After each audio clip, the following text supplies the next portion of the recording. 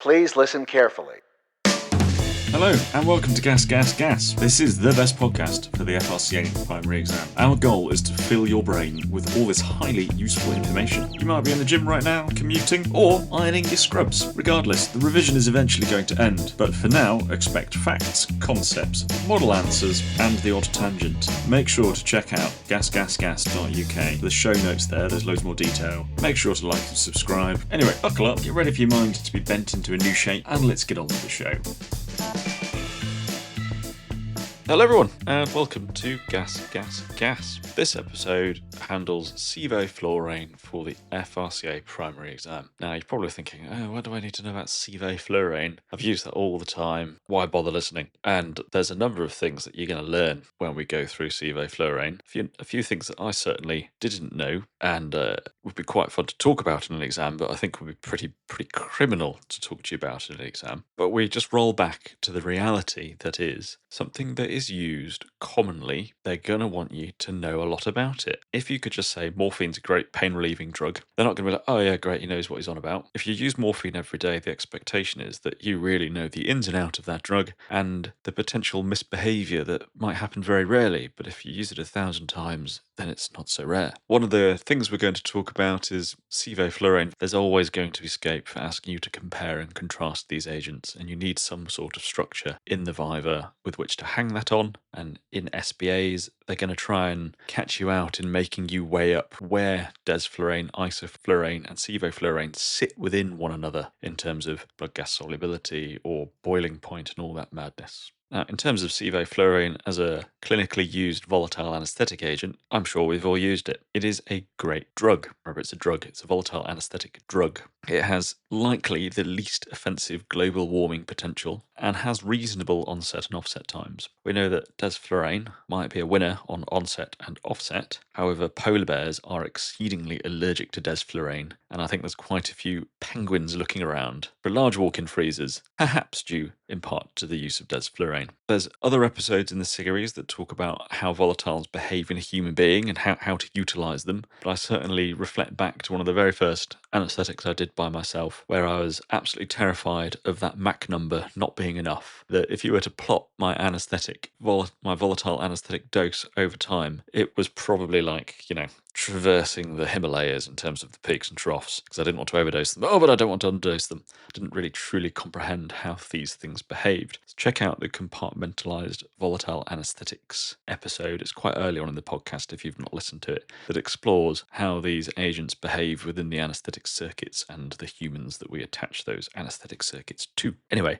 that's lots of talking. We're going to get into the nitty-gritty of sevoflurane and everything you need to know to handle the SBA and the SOE Viva joys that you're all so looking forward to doing. Right, sevoflurane. You've got to have a classification for this drug. You could call it a volatile anaesthetic agent, and that would probably get you most of the way in the exam. But if we're being particular, it is a polyfluorinated isopropyl methyl ether. What does it mean by polyfluorinated? Well, that means that it's got lots of fluorines. It's called sevoflurane, Sevo 7. There are 7 fluorines in sevoflurane. What about some history before we really dive deep? So it was first synthesized in 1968, which is pretty much the same time as isoflurane. However, isoflurane was much easier to make, and that's why isoflurane kind of took the mantle and was the volatile anaesthetic agent of choice for quite some time. Sevoflurane seemingly sat on a shelf. Its production rights were then sold to a company called Mariucci Pharmaceuticals, who brought sevoflurane to market in Japan in 1990. And then Abbott Pharma in 1995 branded it as Ultane,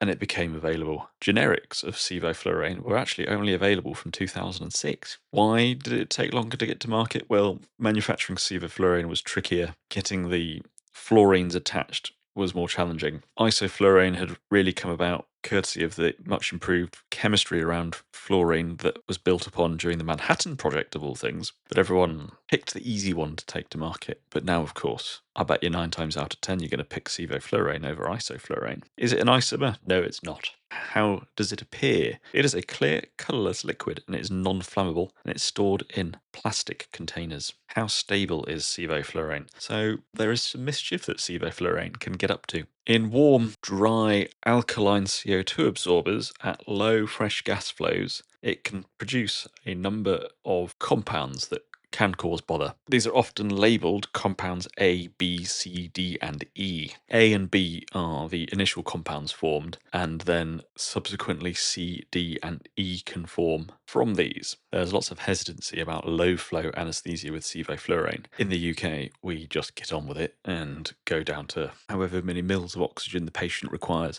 plus countering any circuit leaks. As I understand it, in the US, in some places, they run quite high fresh gas flows when using sevoflurane because of their terror of these compounds. Again, this is perhaps an example of dogma in either direction. Perhaps we're wrong, perhaps we're not. Perhaps the folks in the United States are playing it safer, or maybe the sevoflurane lobby is saying, oh, you must use lots of sevoflurane and then we'll make more profit. Who knows? Now, interestingly, and there's a link in the show notes, sevoflurane needs moisture. And when I say moisture, it needs water dissolved into this volatile anesthetic liquid. If there is no water in your sevoflurane, sevoflurane is at much greater potential of causing quite significant mischief. This is one of the reasons why it's stored in a plastic bottle and why vaporizers are made of certain materials. If you're using a glass bottle with dry sevoflurane, or a metallic bottle, or perhaps a vaporizer with certain metals such as aluminium, remember aluminium forms an oxidated layer on its external surface, otherwise it's very reactive. These storage materials behave like Lewis acids, and you're probably thinking, what on earth is a Lewis acid? And I also thought that. I've defined it a bit later in the episode, but if there's any people who've done chemical engineering before medicine and they think, you know what, I could explain Lewis acids, great, email me and we'll get you on the show and you can have your 10 minutes of explanatory fame and we'd all appreciate it. But anyway, these materials that either pipe the sevoflurane to the patient or store the sevoflurane contain Lewis acids. Sevoflurane, when it's making friends with Lewis acids, converts to hydrofluoric acid. You're right, that does sound like a problem, and it has been a problem. And actually, vaporizers have been altered, having previously been noted to be damaged by sevoflurane. This can be entirely mitigated by making sevoflurane sufficiently wet.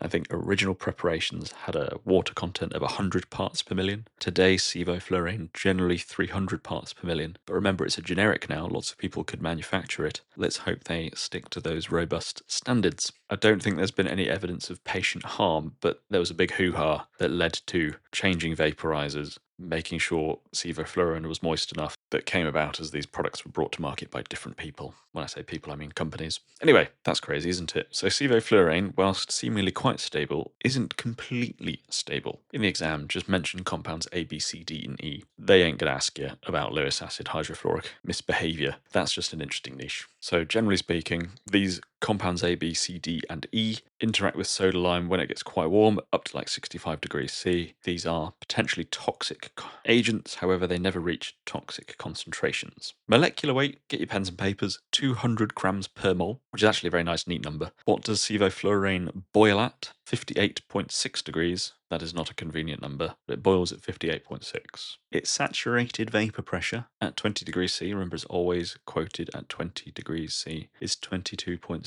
kilopascals. SVP, think about it like this, guys. If you pour some Sevo into a container, put the lid on, let it equilibrate, the partial pressure of Sevo in that container will eventually end up being 22.7 kilopascals if you have it at 20 degrees. If you then were to take a lungful from your container, that's the sort of equivalent of getting 22% sevoflurane, isn't it? Now, one lungful, 500 mils, probably isn't enough to be completely harmful, but you might get a very, very, very high plasma concentration initially, which, probably will tank your blood pressure and render you briefly unconscious until it re-equilibrates. Thoroughly wouldn't recommend that. So saturated vapor pressure, sevoflurane 22.7. The MAC of sevoflurane, which is the relevant next step to talk about, is 1.8%, although you might see 1.8 to 2.2%. Remember, MAC is age adjusted. If in doubt with a relatively young person, you could aim for 2.2. I'm not going to talk about all the different variants of MAC here. That's for another episode, which has already happened. There's a link in the show notes, that episode. Blood gas solubility coefficient of sevoflurane is 0.69. Remember that the blood gas solubility of isoflurane is 1.4 and desflurane is 0.45. Remember, these are on our spectrum, so 0.45 des, 0.69 Sevo, 1.4 ISO.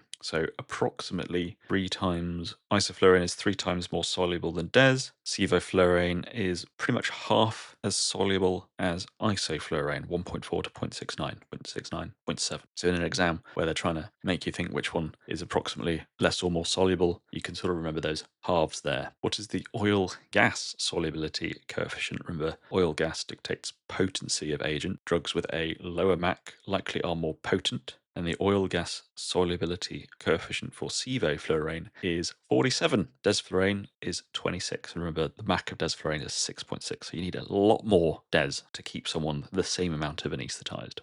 Seemingly, sevoflurane and isoflurane, very conveniently, the oil gas solubility ISO is 98, which is kind of double. So you can, in your head, think, well, so isoflurane is about twice as potent as sevo, but sevoflurane is half the solubility of iso. So that frame in your mind might help you in the exam when talking about comparing these drugs. So those are some of the physicochemical properties. Going to move on to pharmacodynamics of sevoflurane now. How do volatile anesthetic agents work? We know that they act on proteins, chiefly GABA A proteins. When I say proteins, we're talking about structures on cell membranes that exert effects on that cell when you alter those structures by binding to them. GABA A receptors, these are ionotropic receptors that, generally speaking, let in chloride ions when they're open. Volatile anesthetic agents facilitate GABA A receptors to be more likely to be open, therefore hyperpolarizing cells, making transmission less effective. There are some suggestions that volatile anesthetic agents also work on NMDA receptors,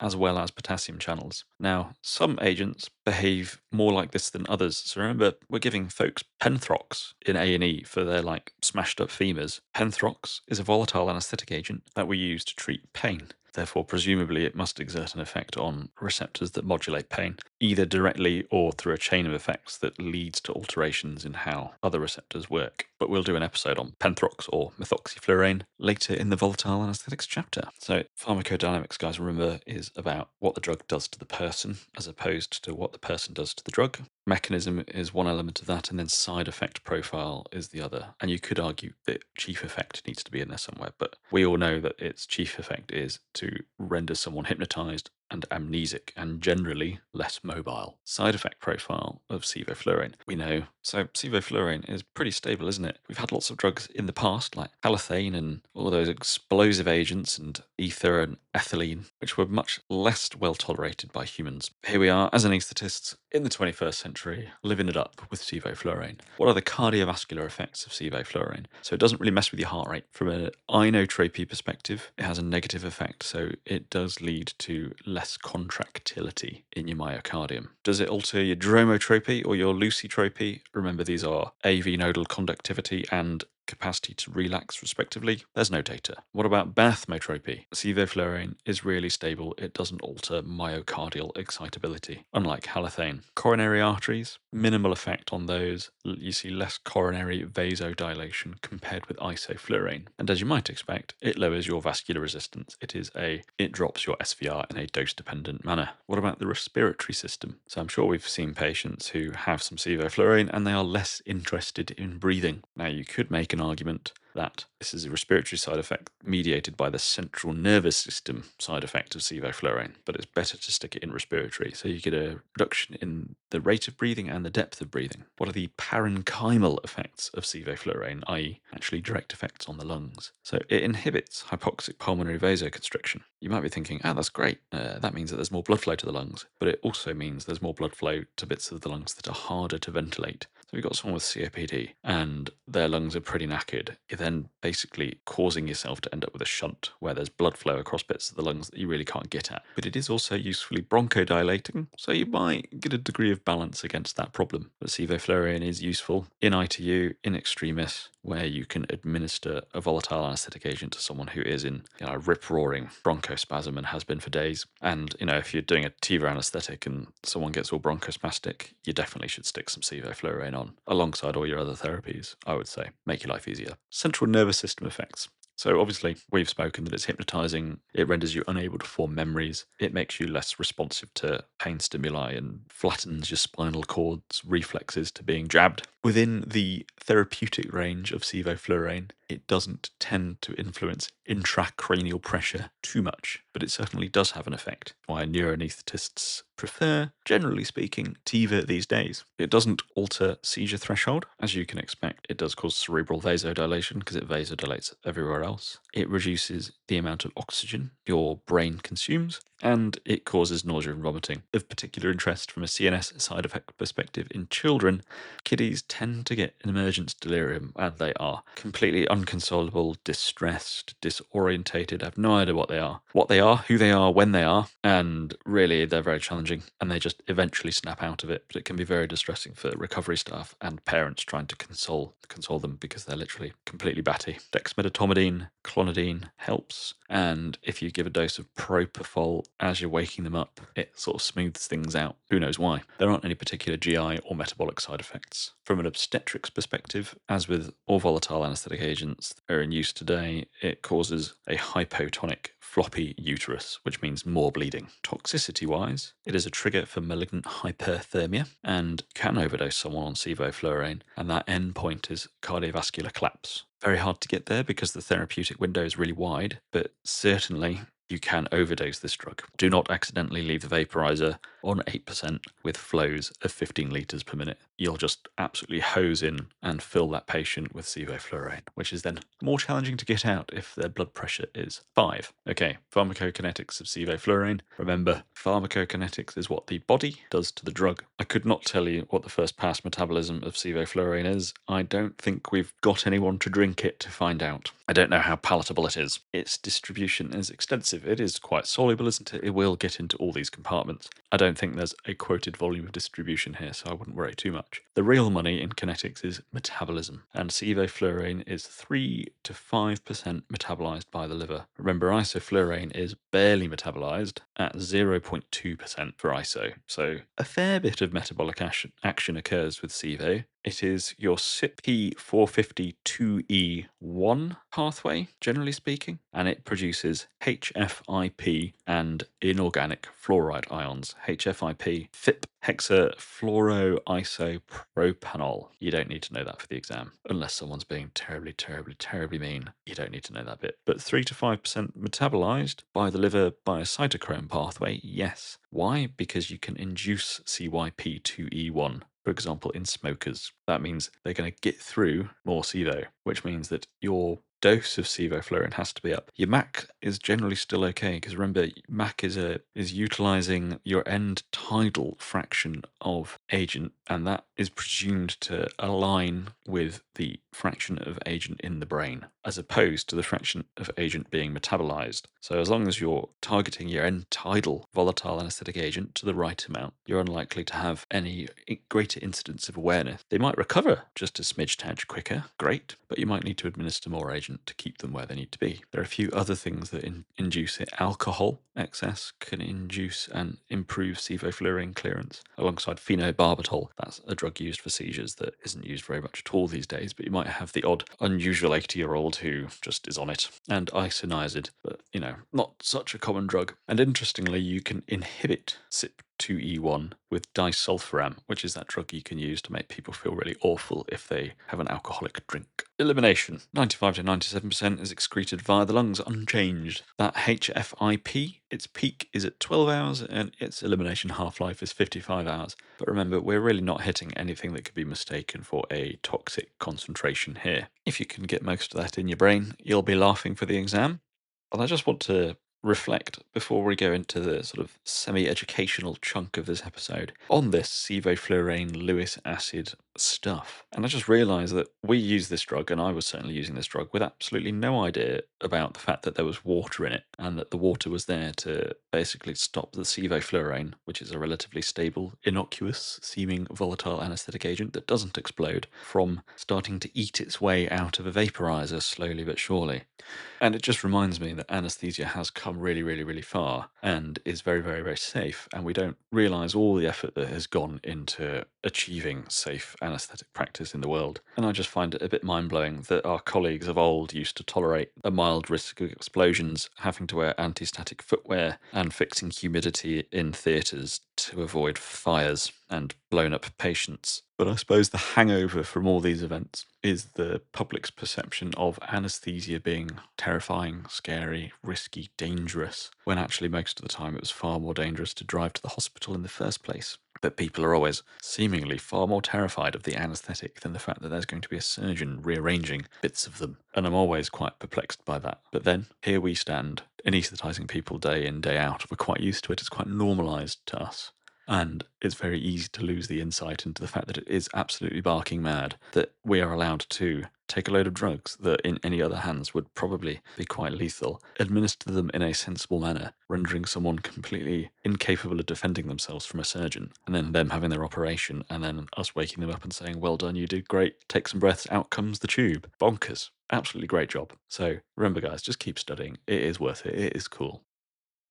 Now, on earth is a Lewis acid? Well, this is a question I've asked myself, and I'm still not entirely convinced I know the answer. There are resources on the internet. There's a Khan Academy video on it. There's a deranged physiology chapter delight on Lewis acids, but also a few other important things about pH in a human. And I'd be very surprised if Lewis acids or strong ion difference came up in the exam. I think strong ion difference is probably a Fickham sort of conversation, but I'm including it A, for my own educational benefit, B, because I've heard it mentioned loads of times at work and I've just thought I have no idea. And C, because hopefully you might have a modicum of a Scooby-Doo if it is mentioned at work and might be able to extract some useful teaching from someone who understands it more effectively, and therefore we'll all start to learn about it and understand it better. Why am I interested in this? Well, ultimately it transpires that perhaps our rudimentary perception of what an acid is not entirely placed in reality. And it just takes me back to my GCSE science days where teachers before then had told me that electrons moved from the positive end of a battery to the negative, and then the next year when it was deemed that your brain was capable of understanding such complicated and challenging things, that they deigned to say, well, actually, no, it's electrons are negative and they come from the negative terminal, actually, but they don't really quite move in the way we told you either. And that just infuriates me. Why open with something that is a load of bollocks when we're all capable of appreciating something that's hard to understand but real, as opposed to something that is entirely simplistic? But I'm going to say it is much easier to think about pH in the way we think about it with Henderson Hasselbalch than any of this other stuff. So generally speaking, there's been a journey of what an acid is over time. There's someone called Arrhenius, and he said that if there are a lot of hydrogen ions in a beaker, it's an acid, and if there are a lot of OH minus, hydroxyl ions, then it's a base. Bronsted and Lowry came out saying an acid is a molecule which can lose its hydrogen atom. So we're calling the molecule an acid as opposed to the hydrogen ion an acid. And a base is a molecule that can pilfer a hydrogen from an acidic molecule. But now, what on earth is a Lewis acid? So there's a IUPAC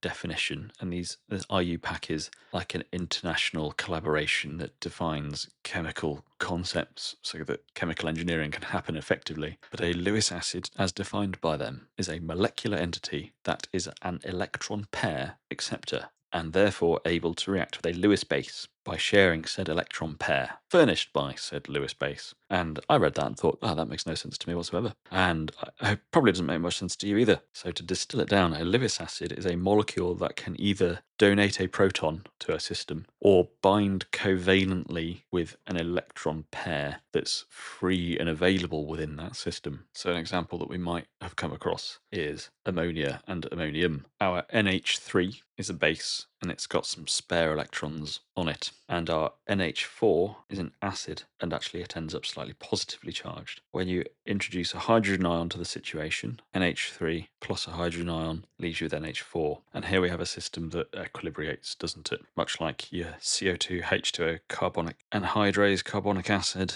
reactions that occur throughout the human. We know that how much forms a hydrogen ion versus a bicarb is dependent on the environment it is in. Why are we interested in Lewis acids and bases? Well, it opens up more broadly to things things that could behave in a slightly acidic manner that the Bronsted-Lowry vibe might not tie in with directly. And that's why you get some weird Lewis acid action with sevoflurane when it's experiencing an introduction to either slightly metallic materials or glass-like materials, whereby you've got some molecules that would accept some electrons, and therefore you can trigger inadvertent reactions. Ultimately, don't worry about Lewis acids too much. What about strong ion difference? Now, this is something that is actually something more applicable in reality. I'm just going to smash through some definitions of acidic things quickly, because this certainly can come up in an exam. Remember, a strong acid is defined as one that is fully dissociated in solution. And when we say solution, for the sake of human beings, this is an aqueous solution. We are watery things. Strong acids fully dissociate into their hydrogen ion and their conjugate base. Hydrofluoric acid, hydrochloric acid, etc. A weak acid is one that is partially dissociated in solution to a hydrogen ion and its conjugate base. And you're best off thinking about your CO2 water type reactions for this, or vinegar. That's a weak acid. So what is a strong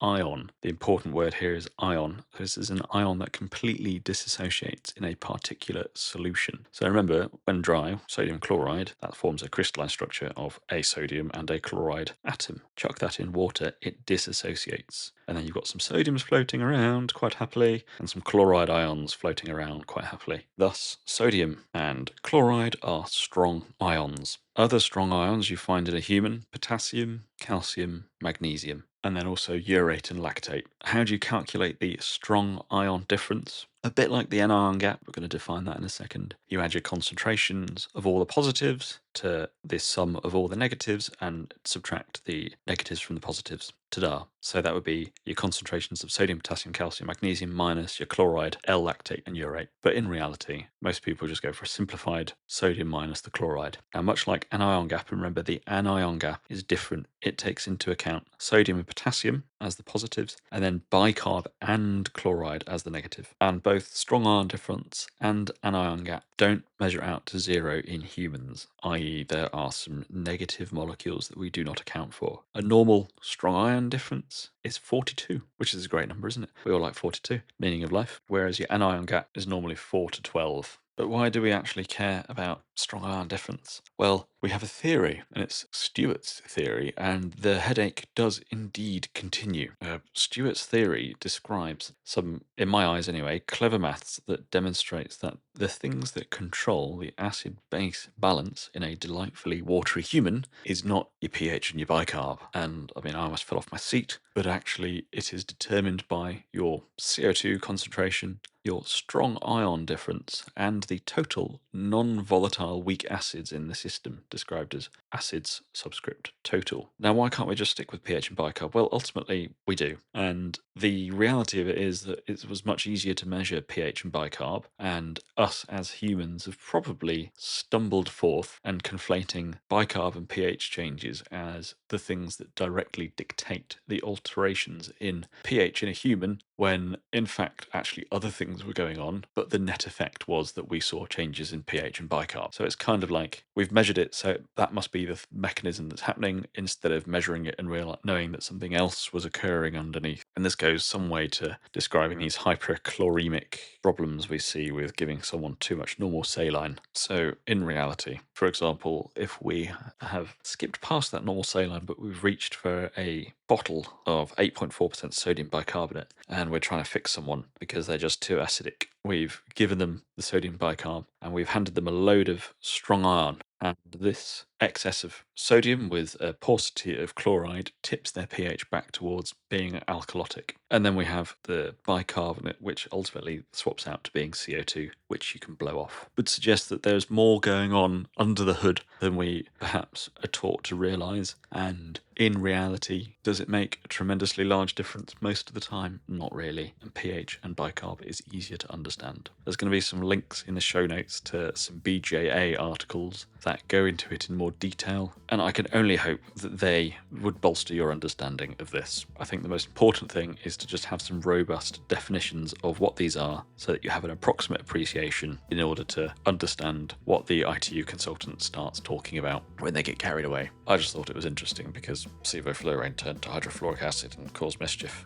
That's cool. Anyway, thank you very much for listening, guys. I hope you have a delightful weekend. The next episode is going to be on Desflurane, I do believe, and then we'll probably handle halothane, probably methoxyflurane, and then we might explore some of the slightly weirder stuff, looking at the sort of history of volatiles slightly with ether, and perhaps talk about explosions, because I do think there's an e-learning for health chapter on explosions, and I've got a book entitled Physics for Anaesthetists with a chapter on explosions, which I found in a charity shop that I've been meaning to read for ages, so I will have the luxury of reading that. Have a nice weekend. Thank you very much, folks. Don't forget to like and subscribe. Cheerio! Thanks for listening, guys. I hope you found it useful, but if you found it awful, do let me know. Please like and subscribe, register with whichever podcast platform you find yourself using, and leave a comment if you think I need to square something away. I just want to make sure that you guys know that every day you are getting better at this. There is a bucket of content to try and consume, and it is like drinking from a fire hose. Take it day by day, don't overcook yourself, don't freak out, and keep studying.